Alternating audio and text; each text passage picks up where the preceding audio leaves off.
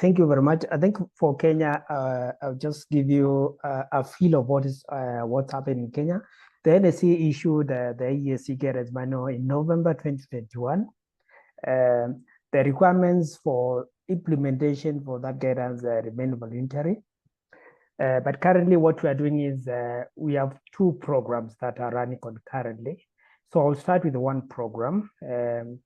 We are currently working with our regulator, which is the Capital Markets Authority, the Central Bank of Kenya, and a few representatives from the market and the listed companies. And the intention is now start transitioning from voluntary reporting for the issuers to mandatory. So what we are doing is first step will be to update our guidance manual to include the ESG, the FRS standards, S1 and S2.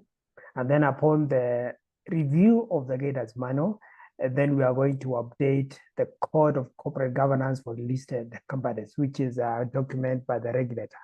What that means is for our issuers that it will mainly be mandatory for the issuers to apply the standards.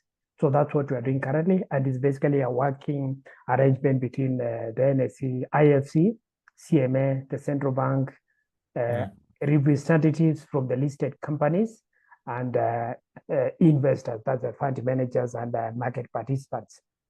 The other arrangement is we are part of a team, what we call a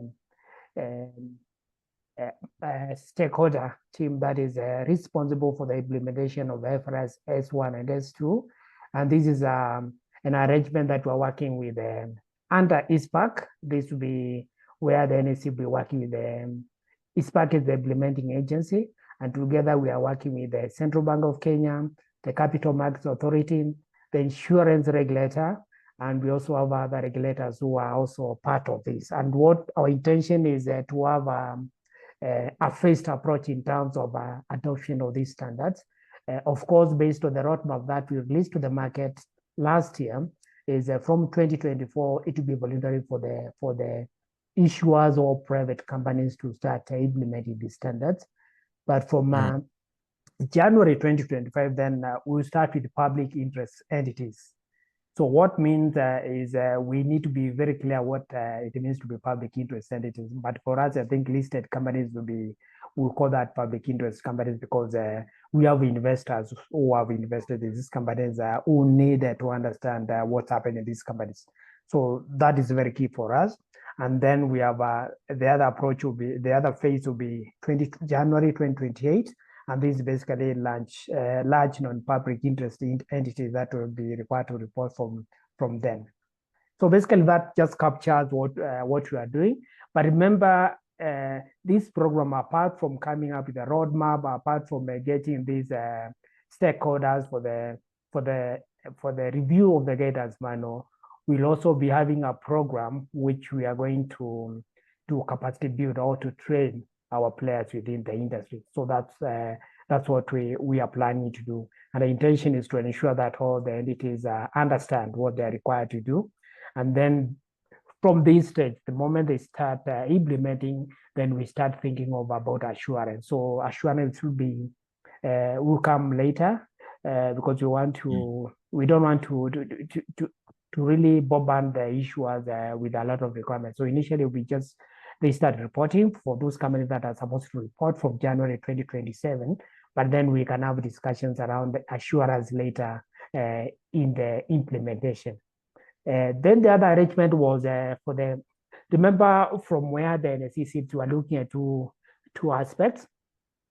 There are the issuers who come to the market to raise capital, and they have the responsibility of disclosing certain risks and opportunities to the investors. But again, we have the other aspect where we are having investors who might want to invest in entities that they believe meet the ESG expectations. So we also look in terms of funds. And in 2023, we were part of the team that was responsible for creating a framework that is going to guide investors and how to allocate funds in terms of the companies that will be reporting. So basically that's what we are doing now. it's work in progress, and we are really working hard to ensure that we support the entities to be able to be ready for reporting for those are yet to report. And for those that are reporting, we want to also improve the quality of reporting, because currently we have, based on our report, we have around 42 out of 66 companies that have reported on ESG, irrespective of the standard that they chose to report. But again, we still believe where, in terms of quality of reporting, only a few companies that have reached the level that we might consider where we might say the quality is good in terms of reporting. The other part, just to conclude, is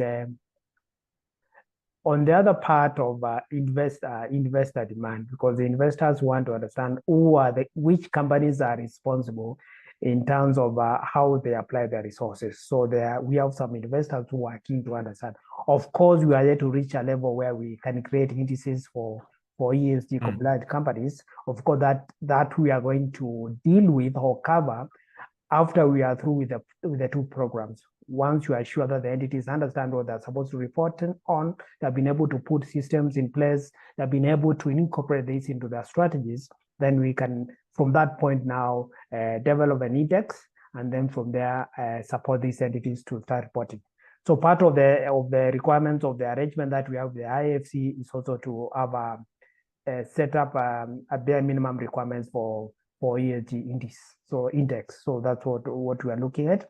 The other part, not to take too much time, is of course, from where we sit as an exchange, we consider risk as one important area that we need to look at, and we consider in terms of ESG is risk. So for us, we believe one part is we are looking at for the entities that are able to report on ESG. Then we know that they are able to identify where the gaps are, and they are likely to make investments for them to be able to plug or meet these gaps. So this investment, we believe at some point they are going to create new products like carbon credits. And we believe, again, for these entities, they are going to be more efficient. And again, they are also probably going to manage their transition risks. So we're also looking in terms of market-wide risk. And then finally, in terms of for the entities that are in agricultural sector, we believe there's a lot happening around the world, especially for the entities that export to Europe and other companies. There are a lot of requirements in Europe, and we are very keen to ensure that apart from the listed entities, because for NSE, we are very much focused on agriculture, we also want to ensure that we support these entities for them to maintain the markets, and also for the entities that are there to get this market to be able to get access to this market by ensuring that they apply the right standards in terms of the way they produce their exports.